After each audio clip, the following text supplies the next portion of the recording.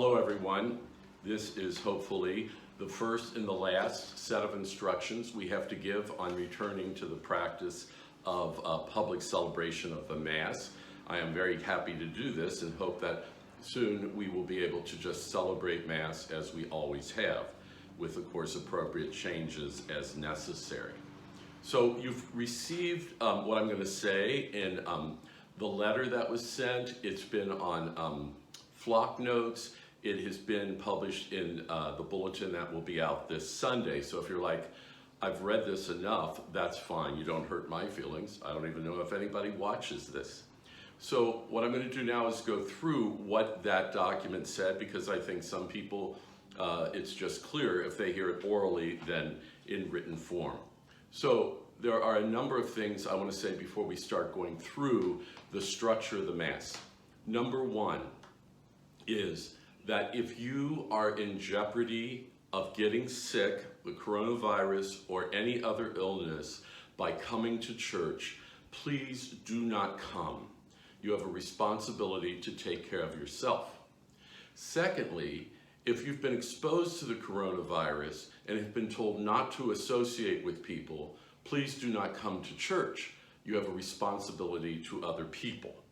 The third thing is that the obligation to attend Sunday Mass has been suspended until at least the end of August.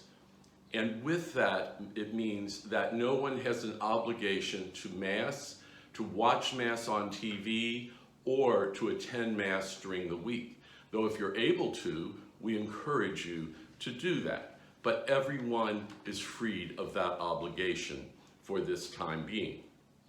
That's by the order of the Archbishop, which he has the right and responsibility to do according to public needs. So with that clear, then I want to say we have come up with this plan. It is not a perfect plan, but it is a plan that we feel can work. We feel that it can work well. Some things to make things safer is the reduction of movement among people by the ministers.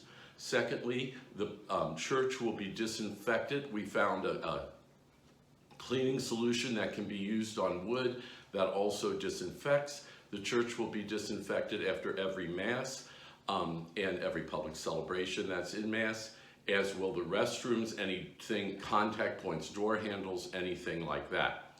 However, we cannot guarantee that it is totally disinfected.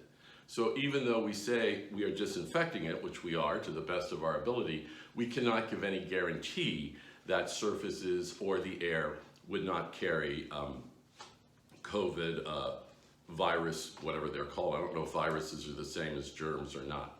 But anyhow, we can't give any guarantee of that. To make this work, we looked at a number of basic principles that will help us to be able to do this.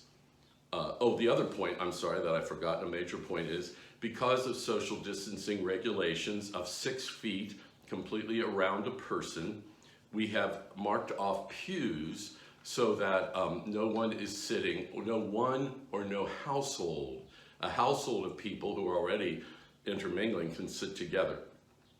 No household of people or individual will be sitting closer than 6 feet to the next person or next household. That reduces greatly the number of people we can have in church. And through the great work of Eric Hollis, he has been able to figure out how we can fit 200 people in church. I want to emphasize that we are required by the state law to follow these guidelines. And the Archbishop has insisted that we follow these guidelines. In fact, he said, when the church has reached capacity, the doors are to be locked so that no one else can enter church. You might say, well, that's rigid, and what about this person and that person? The fact is that we must follow these rules by the order of the Archbishop and in accord with what the state requires. So if you come to Mass and we're full, we can't let you in. And I'm sorry about that, but that's how it is. So there are the values that we looked at. And so these are the values that we saw as important to underline underlie our values and our practice and procedures. Core to our church life as Catholic Christians is gathering for Sunday Mass in obedience to the Lord's words, "Do this in remembrance of me." It is only for the most serious of reasons that a Catholic misses Sunday Mass, and for extremely serious reasons that Catholic Mass is not available to the people. Core to our life as Catholic Christians is a profound respect and defense for human life, which shares uniquely in divine life. Integral to human life is the health and well-being of persons. The third principle is that true freedom for Christians is not simply having the right to make a choice, any choice they wish, within the confines of the law, such as we find in civil law. Civil law is set up that if it's not against the law, you have the right to do something. Christian freedom is the ability to choose what is for the ultimate good of oneself and others. To live in Christ, therefore, is not simply to view life from an egocentric perspective, what does it have for me, but from the perspective of what is good for others as well.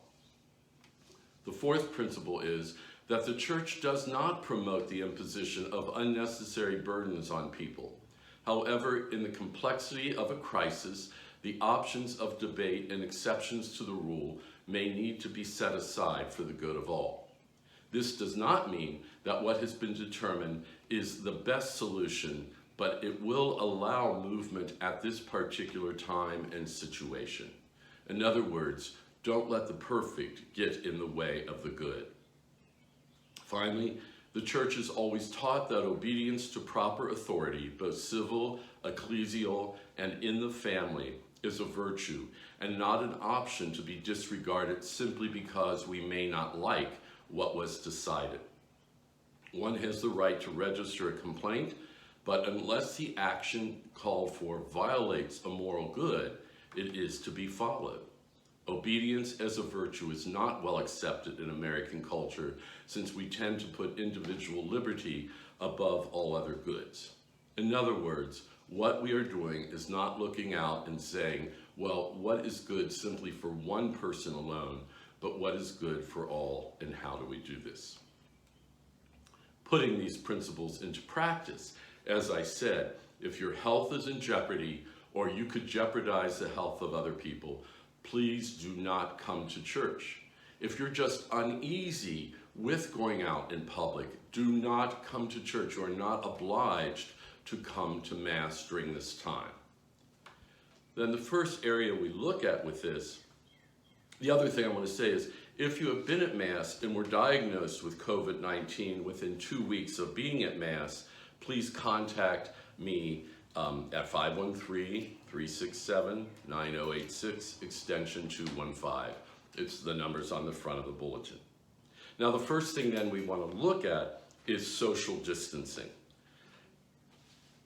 The distance from those who you do not live with, as I said, is 6 feet all around, from the time you leave your car until you get into church. So if you see friends in the parking lot or whatever, we ask that you not gather and talk there. You might say, I'll give you a call, or if you feel comfortable having people to your house, whatever you decide. But we ask no gathering at church, just because we have to keep a constant flow so that people can remain 6 feet apart, even in walking and all of that. Obviously, families do not need to stay 6 feet apart, or households, I should say.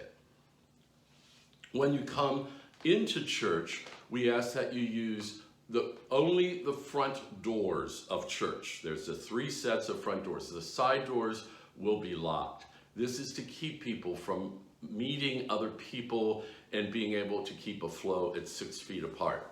Please maintain the 6-foot distance between people.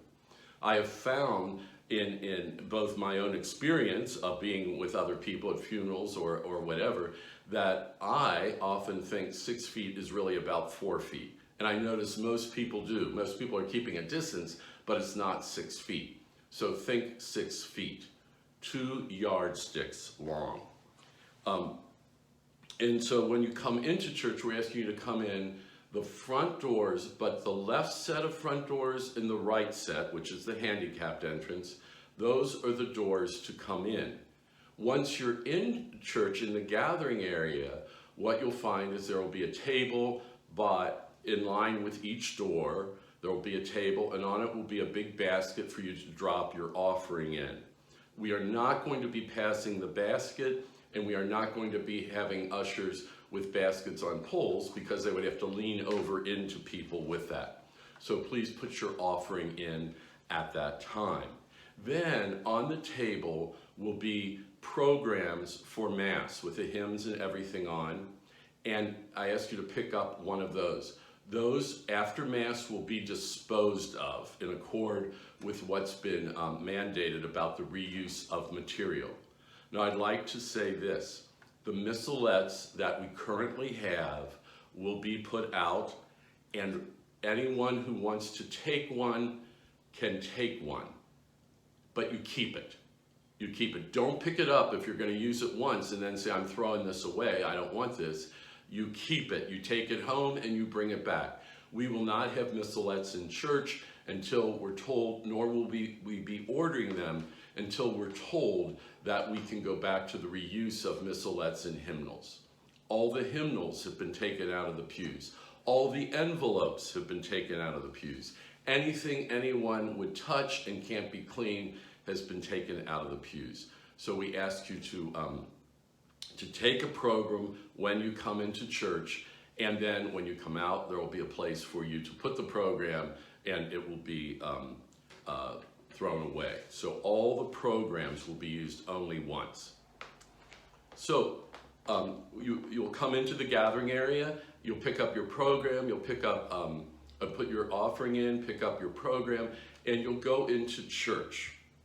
Now, for Mass, what we have is the pews are marked accordingly so that you can go to a place which is designated for either 6 people, 5 people, 4 people, 3 people, 2 people, 1 person.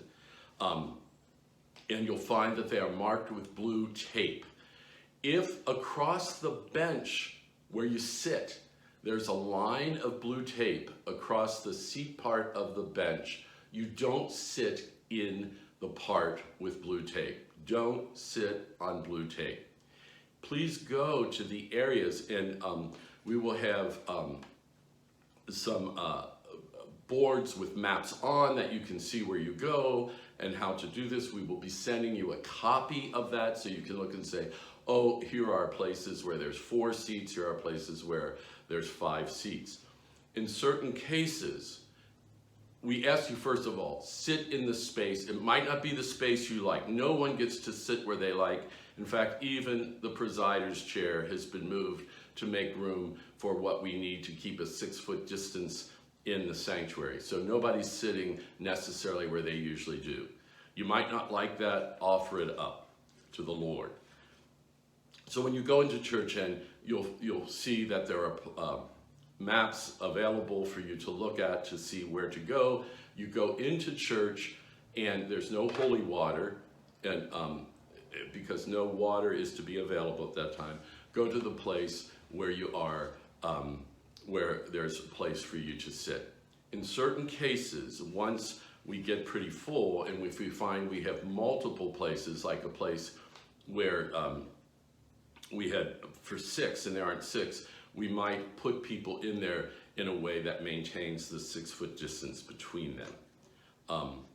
There will be ushers to direct you and help you, and the ushers will be wearing masks.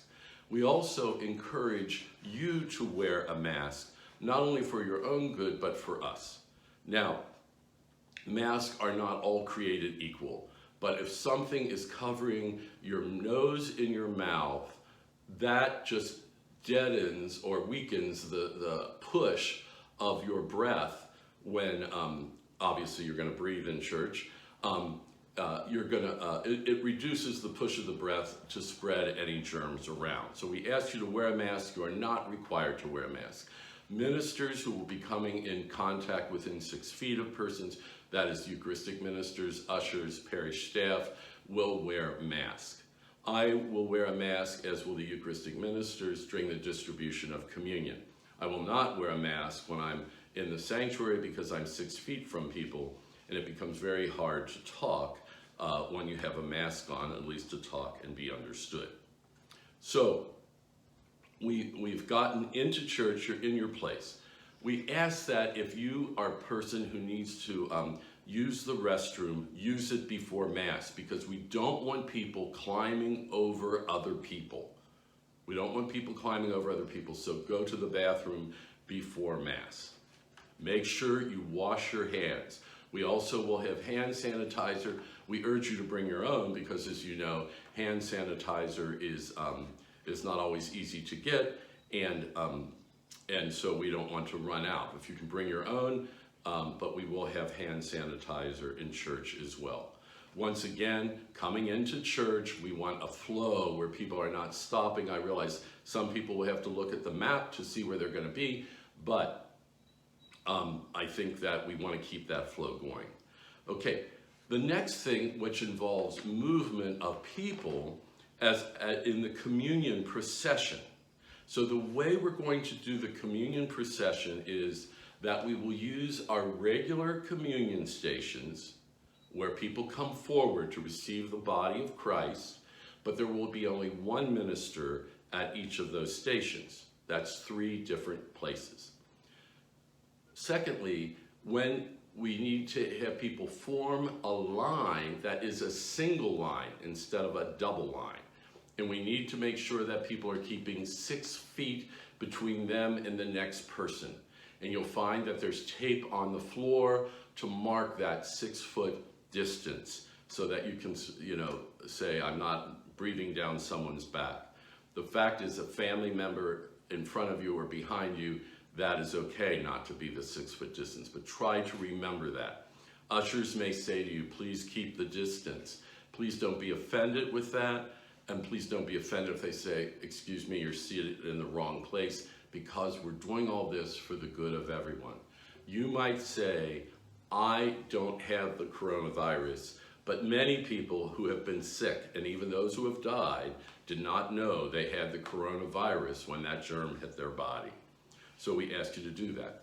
So the way it'll work is the minister will be in the aisle at the place at the front by the sanctuary, and when the people come out of the pew, the people on the left pew of that communion station, so your left, not my left, because my left would be your right, those people come out, receive communion, and return to their places. This will allow that side to come up completely, return to their places. Then, when they're finished, the people on the right side will come out and come forward to receive communion and return to their places. What this does is it keeps people from being right next to each other, and it keeps people from having to alternate going back down the aisle for other people on the other side. It will make sense when you see it happen. We will also re-explain this at every Mass for the first week at least. Once we see it's working, then we won't re-explain it before Mass. Obviously, you cannot wear a mask for the distribution of communion. If you have your mask on, pull it down the person right before you come up, and then receive communion, and you can put it back on.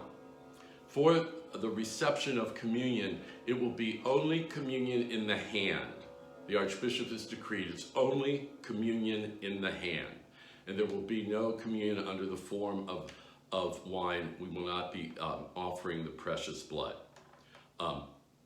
So the minister will place the host in your hand, probably not put it all the way down, but put it and let go of it within a ½ inch or so, and then you receive it. Please try not to touch the communion minister's hand with that. If you are not going to communion, please come forward anyway, and when you get up to the priest, you can either cross your hands across your chest, and he will give you, he or she, the minister, will give you a blessing, not touching you, but just saying the word of blessing. Or you can simply come up, and when it would be your turn, you turn and go down the aisle. This will keep people from climbing over other people. The other thing is, the other point of movement then is upon leaving church, when we leave church. People cannot be leaving early where they're climbing over people or walking down the aisle against facing other people. So if you're coming, you come and you stay the whole time until we're dismissed, and we're dismissing people by back rows forward. Do not come out of your pew early. Stay there until it gets to your row so that people are not, once again, passing people with breath and all of that. Even if you have a mask on, follow that procedure. And so we will begin from the back, and people leave church, take your program, which I had said earlier with your programs, leave them in the pew so we know where to clean. However, we've decided we're cleaning every pew after every Mass. Every pew after every Mass. And so please take your program. By the door, you'll see a trash can, a box or something, and you drop that in. Going out of church, we ask that you go out the two side doors, the two side, when I say the side doors, the church that go into the gathering area, go out those doors, go straight through the two doors again, and that way you won't be running into people trying to use that middle door. Once again, we're trying to keep people from contacting everyone. Please don't remain in the gathering area or the plaza to talk. Also, we need everyone out of church no later than 15 minutes before the cleaning crew comes in to clean. And you might say, oh, well, I'll just stay here when they get their move. No, be out, because they have a plan, they have an organization, and they have to get things done, especially after 8:30 Mass and 8:30 Mass and 11:15 Mass, because after 8:30 they have to be done and out before 11:15, and after 11:15 they have to be done and out before the 2 o'clock Mass. So please leave. If you want to make pray, we urge you to go to the Blessed Sacrament Chapel in accord with the number of people that can be in there, keeping 6 feet. So this is once again not an ideal situation, but I think it's what will work with that. Please follow the directions of the ushers, as I have said. Now, here's a bunch of other things you might want to know. As I mentioned, everything is being removed. Books, envelopes, anything is being removed. Anything that you want to pick up will be on those tables coming in. Do not touch something and then put it back. If you pick it up and you say, oh, I got this already, then throw it in the bin where the paper goes to recycle, or take it home or whatever, but do not put things back down. People might wonder about how safe is the air in our church. Our heating, ventilation, and air conditioning system is very, very advanced and up to date.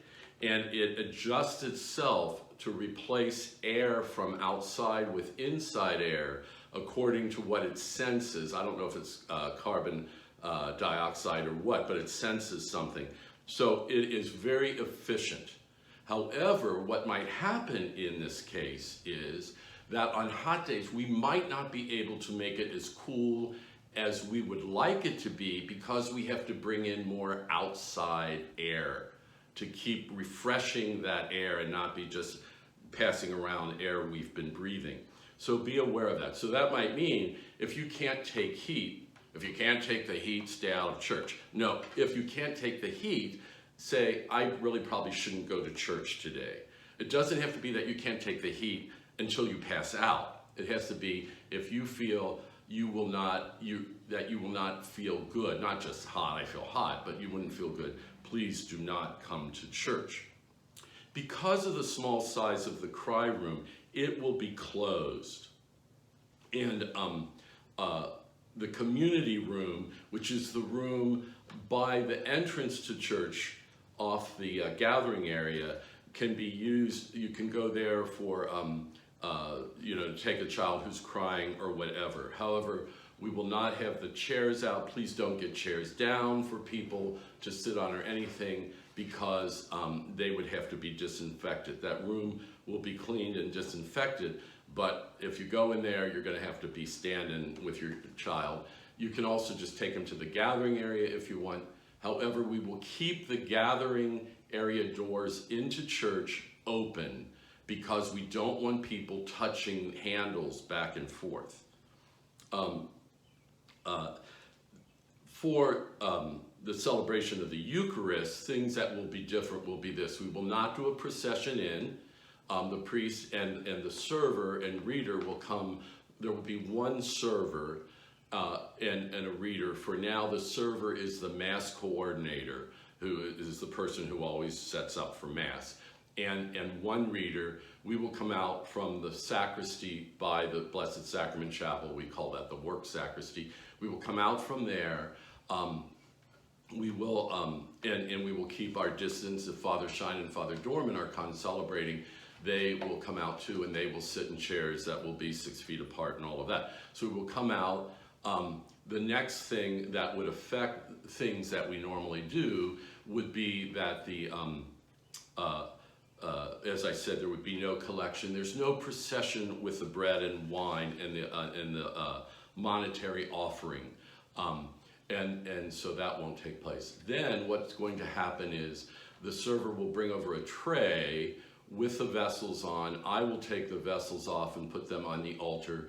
You will notice that on the patens, which are the communion plates, there will be a white cardboard square. We call that a pall. You've heard of the funeral pall. Well, a pall simply means a covering of some kind. And so there will be palls on those. They will be set to the edge of the altar, and then they're covered so that my breath is not going on them. The plate that I have in front of me will only have the host for me. And you might say, oh, why isn't that covered? Well, it's going to be mine, and so I don't have to worry about contaminating myself. I worry about contaminating you, but not myself. And so that's why that is set up that way.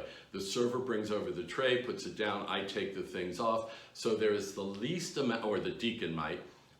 There's the least amount of handling of things by a number of people.